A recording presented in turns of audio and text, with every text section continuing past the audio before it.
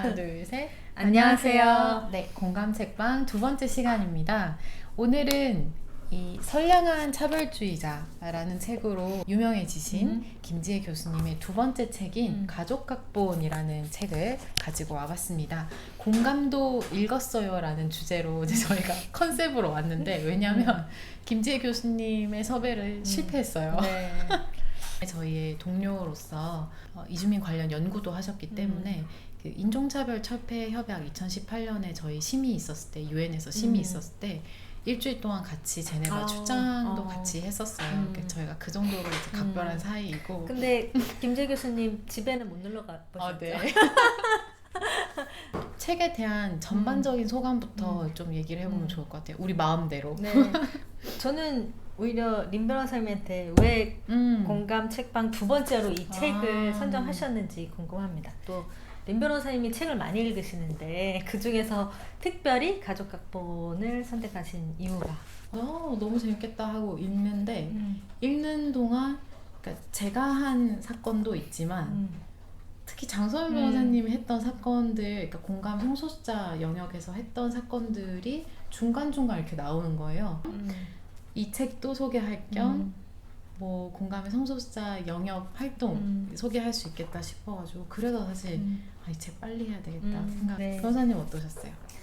저는 사실 저희가 소송하고 있는 것 중에 이제 동성 커플 건강보험 피부양자 사건이 있는데요.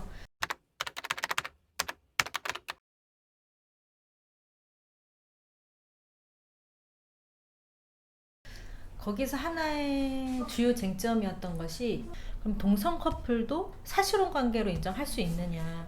근데 이제 사실혼이라는 거는 법률 신고를 하지 않은 혼인을 이야기를 하는 거여서, 사실 저희가 설득해야 될 것은 혼인의 본질이 뭔가, 이 혼인의 개념적 징표로 남녀 간의 결합을 전제로 하는 건가라는 고민과 그걸 어떻게 설득할까라는 고민이 있었는데, 사실 이 책에서, 그러니까 한국의 가족제도에서 이런 성별 이분법적인 제도에 대한 문제점, 그게 사실 가부장적이고 남존여비 사상에서 비롯된 그런 어떤 가족 내의 성 역할 규범에 대해서 사실 비판하고 있는 책인데, 그렇기 때문에 한국의 이런 동성 커플이나 성소수자 가족의 등장이 우리 가족제도의 그런 문제점들의 균열을 내는 존재다, 이렇게 좀 설명을 하고 있어서 저희가 하고 있는 활동과 소송하고도 직접적으로 연결이 맞아요. 되어서. 한국 사회에 굉장히 견고하게 결혼이 출산의 기반이어야 한다라는 이런 공식이 있었고, 그 공식에 벗어나는 여러 예들이 있는 거죠. 과거에 인정되지 못했던 혼외 이제 출생자라든지 혼혈 아동들이 강제 입양되었던 것, 이런 식으로 국가가 가족, 그 딱 이성의 중심에 법적 가족 외에서 태어나는 출생에 대해서 관리 감독했던 이것을 얘기하면서 트랜스젠더의 이제 성별 정정의 이야기까지 이어지는데요. 그 얘기하면서 딱 이거 공감해서 장성현 변호사님 했던 사건인데 라는 생각이 들었는데요. 2020년 10월에 어쨌든 한국에서 처음으로 생식능력 제거 수술을 하지 않은 케이스가 인정이 됐던 거죠. 뭐 동성혼을 반대하는 이유로 출산을 할 수 없으니까 라는 근거를 들고 있는데, 실제로 저희가 했던, 뭐 짧게 얘기해서 동성혼 소송에서도 1심에서 그런 판결을 해요. 이 이성 커플과 동성 커플의 그는 본질적으로 다르다.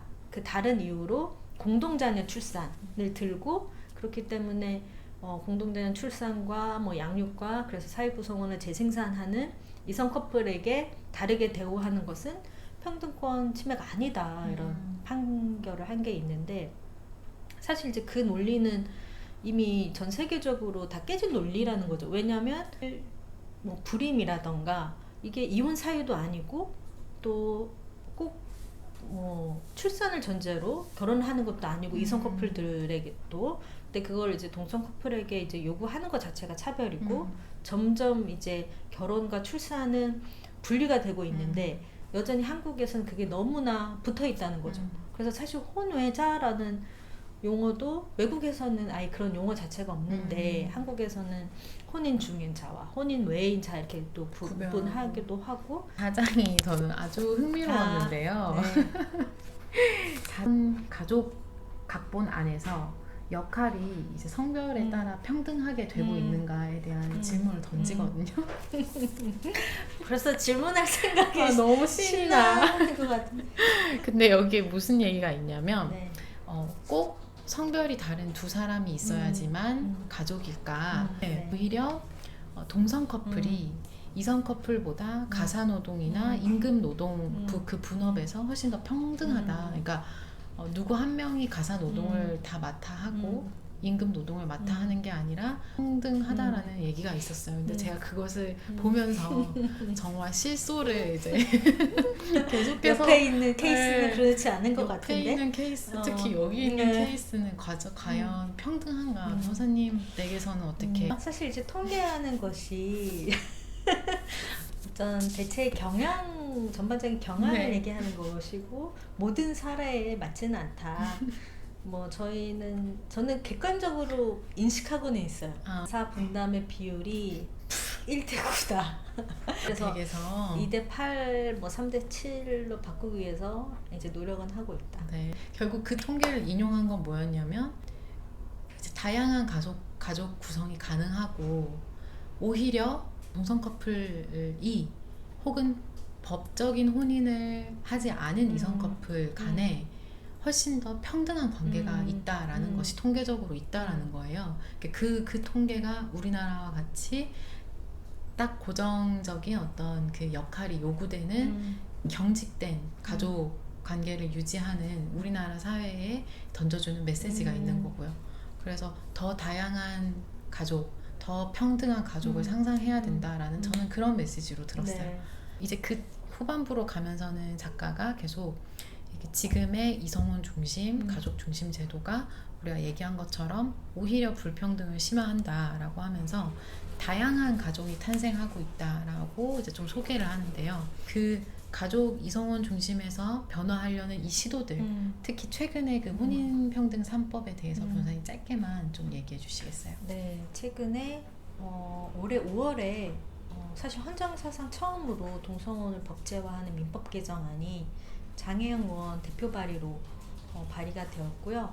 그 혼인평등뿐만 아니라 이제 생활동반자법 그리고 비혼 출산 지원법이라고 해서 혼인과 상관없이 이제 출산을 원하는 경우에도 지원할 수 있도록 하는 개정안이 올라와 있고, 공감은 거기서 어떤 역할을 하고 있나요? 공감은 지금 현재 이제 예전에는 혼인평등연대라고 했고 지금은 혼인평등연대하고 성소자 차별반대 무지개 행동에서 그 모두의 결혼이라는 캠페인 조직을 만들었어요. 모두의 결혼.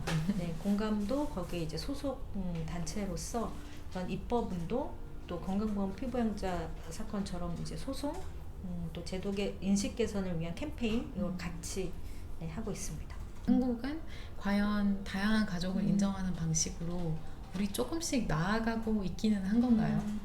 그 갤럽에서 2년 전에 이제 동성혼 찬성 물어봤을 때 38%였는데 어쨌든 2년 동안에 40%로 했는데 저는 그 계기가 중간에 우리 건강보험 피부양자 사건이 있었고 그게 승소하면서 좀 방송이나 언론의 반향이 커서 많이 이제 가시화가 됐다. 그래서 사람의 인식이 많이 개선이 됐고 그런 가시화의 중에 하나가 저는 이 책인 것 같은데 이 가족 각본은 진짜 입문서 같아요.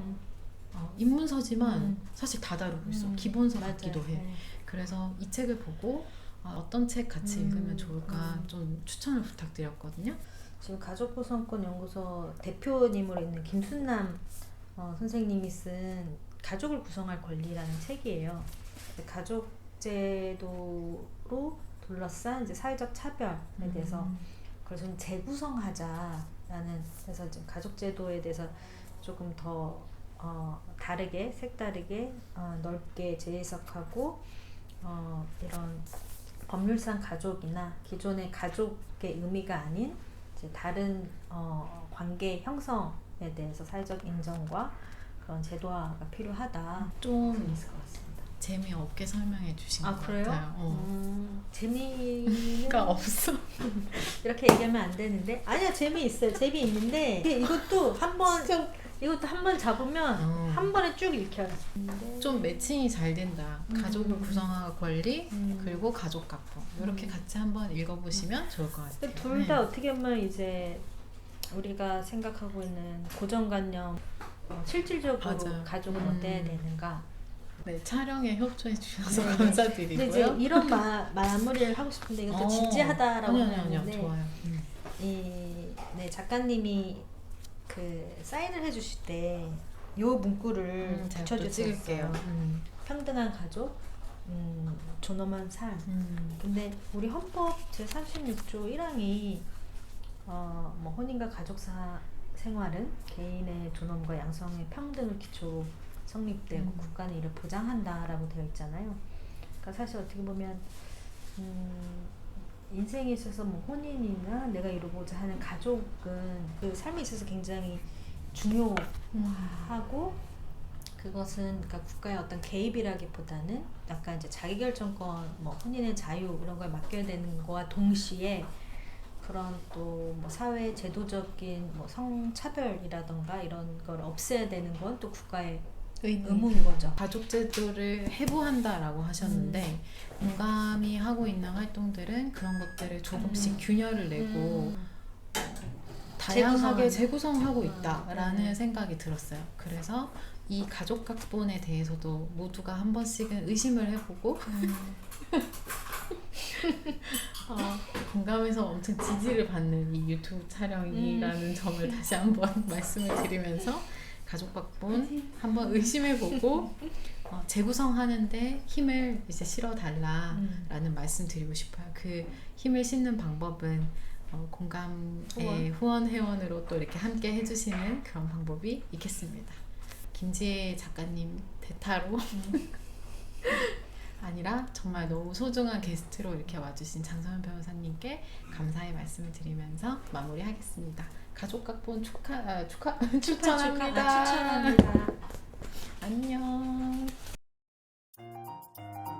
근데 이 책의 이 표지는 뭔지 잘 모르겠어요. 저는 그게 뭔지. 가족 각본. 다양한 가족을 상징하는 건가? 좀 손의 추측. 그냥 귀엽다. 그 선량한 차별주의자도 오리잖아요. 네. 근데 그건 귀여움을 상징하는 무슨 책을 아닌가? 그렇게 대충 만들지 않죠. 네. 그 선량한 차별주의자도 미운 오리 새끼였어요. 그렇죠, 알죠. 알아요? 네. 귀여워서 한 거 아니에요. 여튼 이거는 우리가 수수께끼를 풀어봅시다. 네.